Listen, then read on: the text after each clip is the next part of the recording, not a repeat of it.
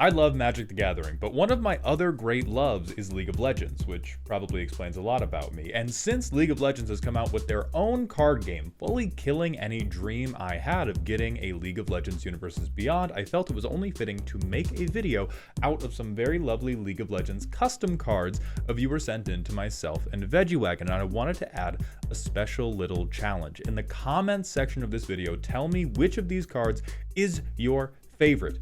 Please don't pick Teemo. Whichever one has the most comments after a week of this video being published, I will film a video about, and play this commander deck against all of my friends who will let me, and I will let you know how it goes. This is Kalista, Spear of Vengeance. Orzhov, immediately wrong from the colors, but we'll talk about that later. First strike, Soulbond. Soulbond's correct. Whenever Kalista or a creature it's paired with deals combat damage to a player, they get a rend counter. At the beginning of your end step, each opponent loses X life and you gain X life, where X is the number of rend counters they have. I have very strong opinions about the flavor. Veggie, mechanically, what do you feel about this card? All right, so you've got Kalista comes in. You get a little partner creature, you're hitting players, you're building counters onto them, and then you're draining them at the end of turn.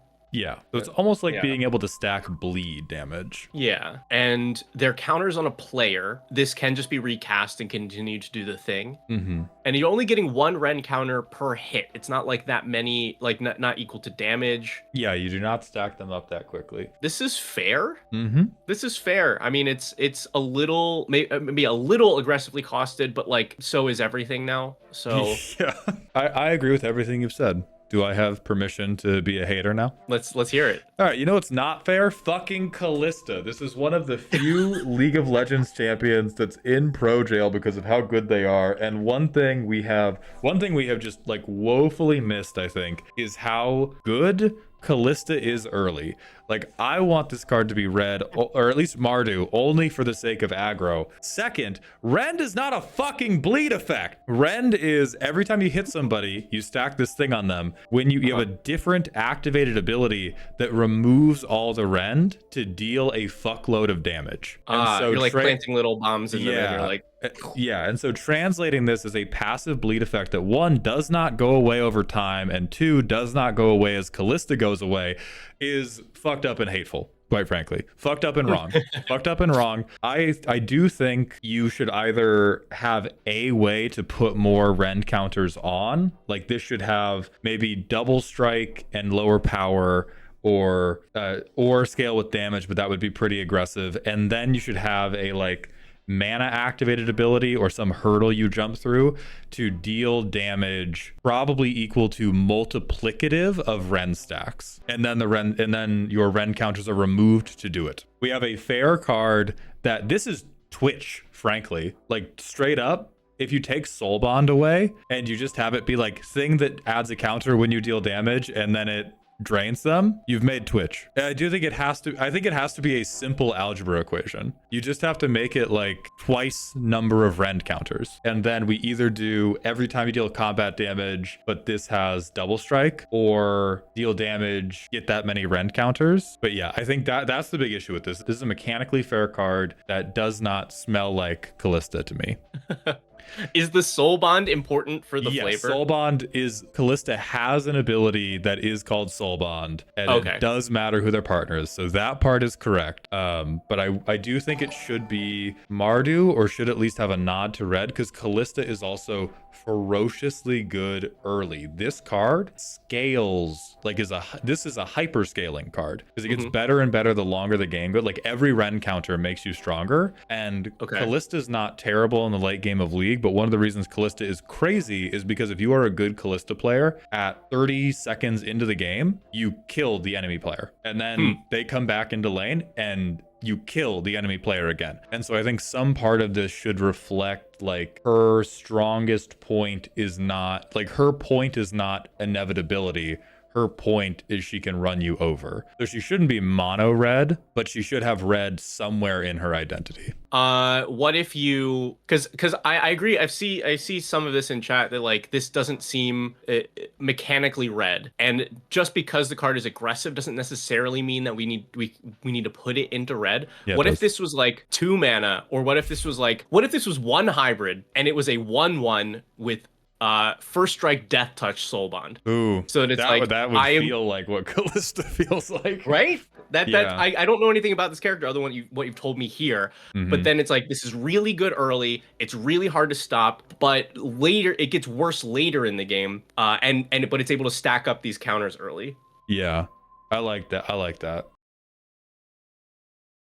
All right, now, oh god, Team Your Landfall. Next we have Kiana, who's Team Your for a 2/2, which means the text box is going to be fucked up. Whenever a land enters, tap target creature an opponent controls and put a stun counter on it. If this is the first time the ability has resolved, if it's the second time, put a counter on Kiana, draw a card. If it's the third time, Kiana gains double strike and can't be blocked this turn. Everybody loves that Omnath. That Omnath formatting. I hate the Omnath formatting. Tell me the mechanics before I become a hater. First of all, it should be the Omnath formatting of instead. Mm-hmm. So because your third time as this card reads would be gains double strike, can't be blocked, and put a +1/+1 counter and draw a card. Like you've done, and also you're stunning each time. Oh no, hold on. This does say if it's the first time for each one. Okay. That is a lot. And as we know from specifically Omnath, third land drop is not hard to do. Mm-hmm. This coming down a turn earlier than that is even worse. And so let's just think about what happens on this gets your triple landfall. Mm-hmm. You have stunned something. It is a 3/3. You've drawn a card that is dealing 6 commander damage to somebody. Mm-hmm. That is with nothing other than I've played some lands. Mm-hmm. You've also locked down a creature because it's a stun. It's not even a tap. It's a tap and stun. So Yeah. it's going to be easier to get in on that player the next time. And the second shot is it's now a 4/4 with double strike. So you've done you're hitting for 14 total there with no help other than playing lands, which is, the game. Mm-hmm. May I crash? Please. So I this time I don't know what the card should be. Kalista had a very clear idea of like this is what should be happening. All I can tell you is this is not what Kiana feels like. First of all, landfall is generally a very I think landfall is tunneled onto a part of the character that I don't think we should be tunneling into. It is tunneling into the background flavor of Kiana, but I do not think playing against this card feels like what playing against Kiana in League feels like, which is what I would be looking for if I was trying to translate these things. Because Kiana is like landfall, Team Your Landfall is I amass a shitload of resources and I vaguely beat you to death with them. And that is not what Kiana feels like. Kiana is a feast or famine assassin, or I guess you could say kind of bruisery. And so I could see I could see lands matter. I cannot see landfall. And I don't know what this needs to be, but I do think this is this does not feel to me like what Kiana feels like to me. Okay, can you give me a basic rundown? Kiana is, I think she gets, and again, this is one of the few characters I've not played, and so I don't have knowledge from my own thing. I've had Kiana forced upon me. But I think Kiana gets different benefits from activating one of her abilities in different terrain, which is, I think, where the landfall is coming from. But Okay. Kiana is a physical burst assassin. She is a very hot and cold, either she kills you immediately or is a wet noodle if she's not able to make it work exactly how she needs it to. But she can turn invisible, so she's very the evasion kind of makes sense to me. She is able to stun you, but I think a stun counter in Magic is a million times longer than a League stun is. So yeah, a tap seems like a reasonable. Yeah, a tap's not ridiculous, but it is Kiana is very active, and Kiana is not about amassing resources and then utilizing those resources. Kiana is about I'm going to sneak up on you and get you. And then if I get you, that's how I parlay resources into things. We need an assassin feel that cares about lands in a way, but it's specifically her terrain changes what she does. Yeah, she has King Cow's got me. She has a projectile she can shoot, and if you've shot it, and depending on where you shoot it in, it does a different thing. Oh, okay. And so I could see people, Theater has said like 5 times, if you play a forest, do this. If you play a mountain, do this. If you play an island, do this. I think it could be, I think it could be related to tap or play land type and then do something and try to crash out. But yeah, like the play pattern that is incentivized by this is I play Azusa and I get you, which is not what Kiana feels like. I wonder if you could do like land. I don't think there have been cards that have cared about this before, but if it cared about which basic land type you had the most of between the 3, or maybe if you had like, if you have more than blank forest, that would be a lot of text though to hit 3 land types. But that's interesting. So if it was just like, you know, when Kiana attacks, if you control more islands than anything else, then like tap and stun a creature. If you control more forests, then plus something, maybe like plus equal the number of forests. Yeah. And if you have more mountains than anything else, something else. But that would be cool. I could get or like behind kill that. a creature. There's your assassin bit. Yeah, I get behind that. These videos are almost entirely subsidized by my Patreon community, so a special thank you to Vanilla Bean Ice Cream, Eclectic Waste, Katya Marg, Christian B, Adam S, Solar Movie, Kyle, Chemical Pine, Alpha Dog 2064, Zelenor, Otterfire, Fun, Phelan, Believe, Torben T, Bobby Joe Lord, Bradley T, Bo, Beefcake, and Silky Wilkie. I appreciate every last one of you. All right, let's move on to Jax. Let's move on to Jax. Grandmaster at Arms. Boros 2-1 with first strike. When Jax attacks, if he's equipped, draw a card. When he deals combat damage to a player, put a +1/+1 counter on each equipped creature you control. Wait, what's the equipment here? So Jax is, what I actually think the equipment is not actually a lamppost reference. In League lore, he is a guy who is so good at fighting that he fights people with a lamp because otherwise it's unfair. Now, in League, I actually think Legends of Runeterran design, yada, yada, yada, you're all wrong. I think the reason this works is because the Jax gameplay experience is this character revolves entirely around if he has completed the first item he builds or not. And the first item he builds is a little sword. Okay. And so there's lamp lore, but also like in game, if Jax is equipped and has his sheen, you are gonna fucking die. The thing that I dislike about this card is that he's putting counters on all equipped creatures, and Jax players are the furthest thing from a team player that you can get in League of Legends. Like, Jax is a demon every Jax player is a demon sent from hell who believes that they are the greatest League of Legends player in the world and wish to prove it Kobe Bryant style. Okay. So it's like I'm putting the team on my back, and everybody's like, we don't need that. Yeah, like, he's like, but I am. Check how big my back is. See how many lap pull downs I can do. So and he is a snowbally champion. Like, if you can get going, if people make the mistake of trying to 1v1 Jax or even 1v2 Jax early, he will just run over the game. So I could kind of put a counter on him, but he is just putting these counters on himself. He's like, your game plan is typically you're trying to like assemble a weapon early. Yeah, but that's every character. It's just that he has an inordinate spike in power just for getting this one thing. Gotcha. But it's a spike in power of like damage or something. Oh yeah, he shits damage as soon as he gets this thing. He goes from being like, oh, this guy's maybe a little scary, to he gets this one weapon and then he will out damage you in every engagement. Okay, so then to me that's because like drawing a card is like, information or like mindy something. So switch that. Just if he attacks while equipped, give him like double strike or something.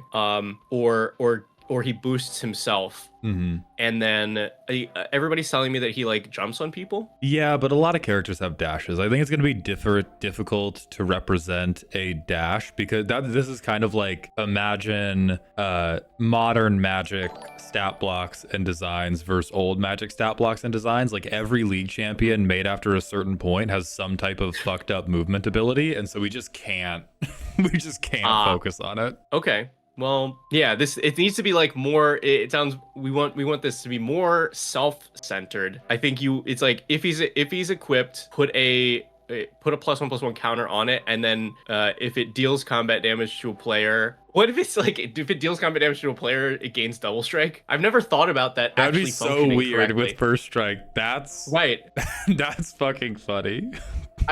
That works, right? Yeah, that totally works. I don't think that's ever been done, but it totally functions. That would be really good because he gets better the longer the fight goes on. First strike into double strike would be very funny and does make sense. Yeah, there we go. That's I know. cool. So I think some of you were saying like, why not just give it double strike at this point? It's like the line is cool, okay? It's a cool ability, and two, it does have a mechanical difference of if this thing gets blocked, it only first strikes. Yeah. It needs to hit a player to gain the second strike, which like that's I don't know.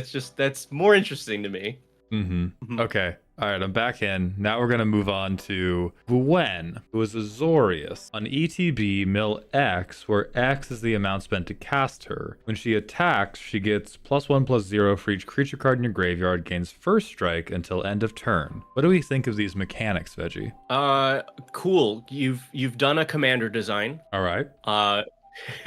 Whenever she attacks, +1 for each creature card in your graveyard and gains first strike until end of turn. This is fine. I think if this was like a full set, this might even be an uncommon. These are pretty reasonable abilities that are not terribly complicated.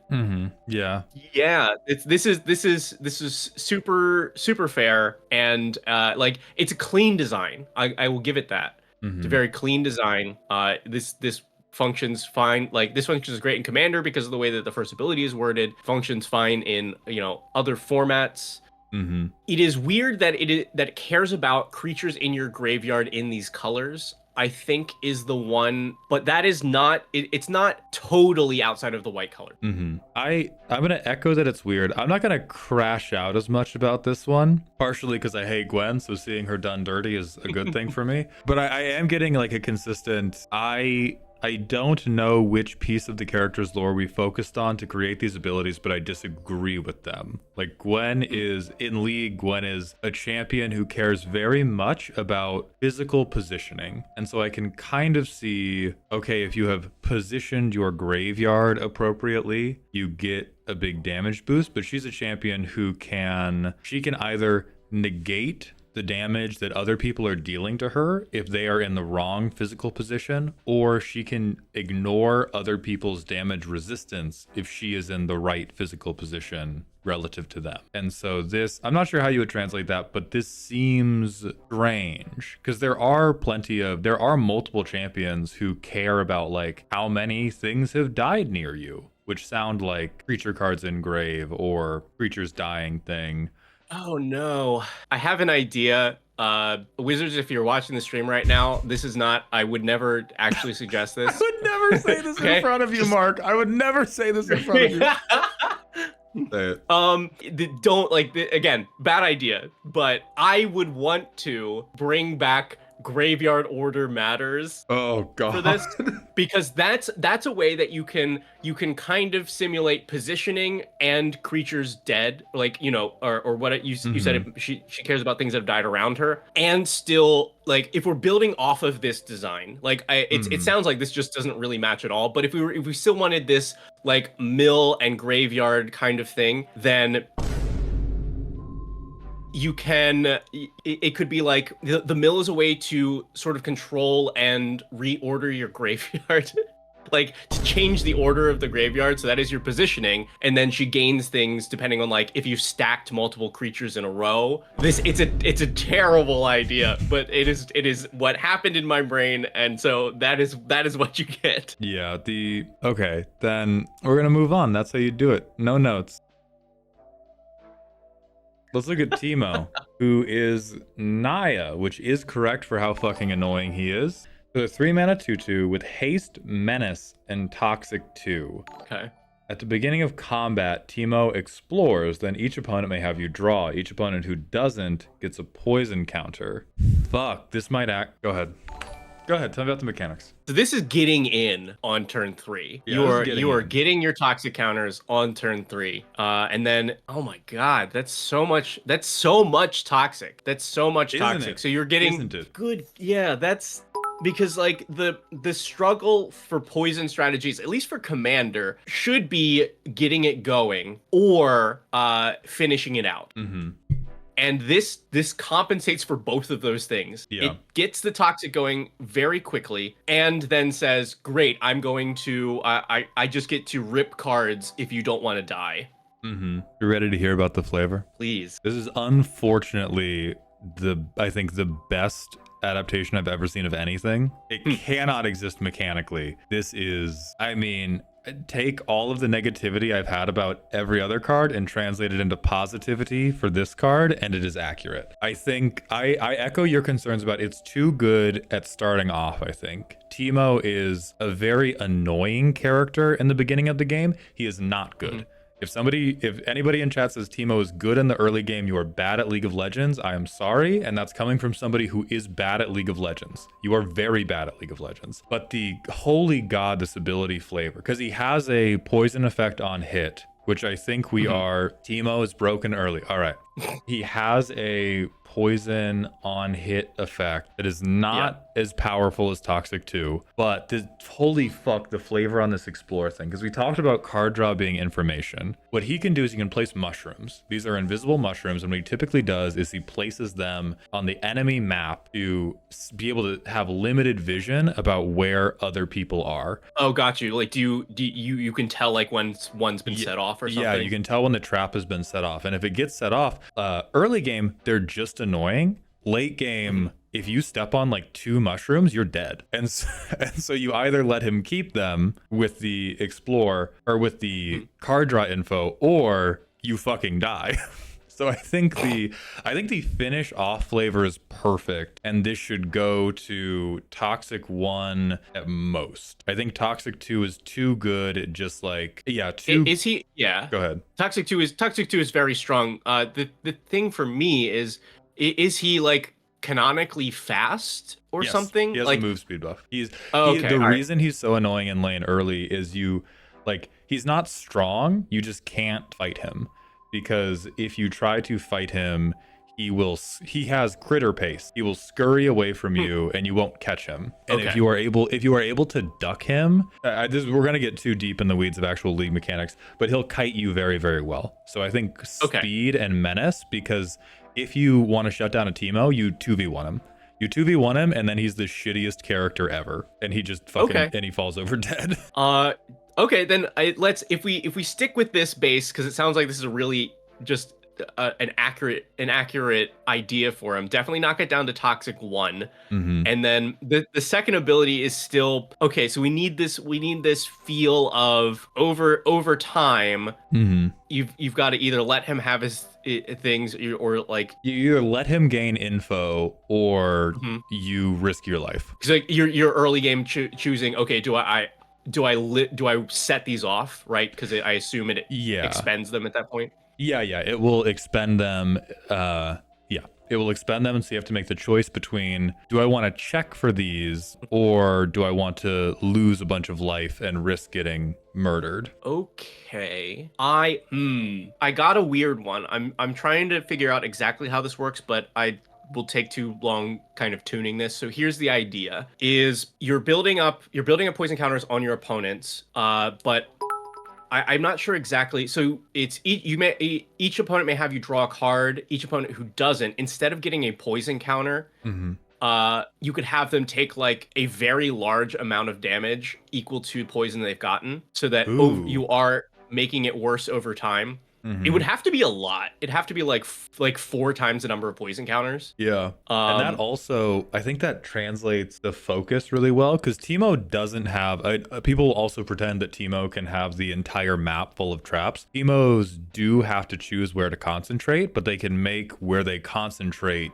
absolute hell to try to maneuver in. And so then it's like, okay, who did I put my poison counters on? They are the ones who may explode. I like that. I think Yeah, this is fun. I know the 4 seems like a lot, but the reason I put it that high is because this is always a choice that like the opponent always has the choice. They giving you a card is pretty easy, and it still has that feel of, okay, well, I have to keep giving them information or I have to blow up. So Right. Okay, I like that enough. I'm going to submit this to the Hall of Fame with edits. How would you feel about this card if it had those edits? Would you think it was cool, or would it still be rough? I think this, if I'll be honest, I think the card is cool anyway, with no edits. Fuck you. We're moving on. I think people would hate this card, and I think you could print this card, and it would not totally break anything. It would be very good. People would hate you out of the game very quickly, but Lore accurate Teemo. I think you could print this right now. Lore accurate Teemo. Nobody bans him because he's not quite good enough to ban, but everybody fucking hates him. Or a couple people ban him. A couple people hate him enough to ban him.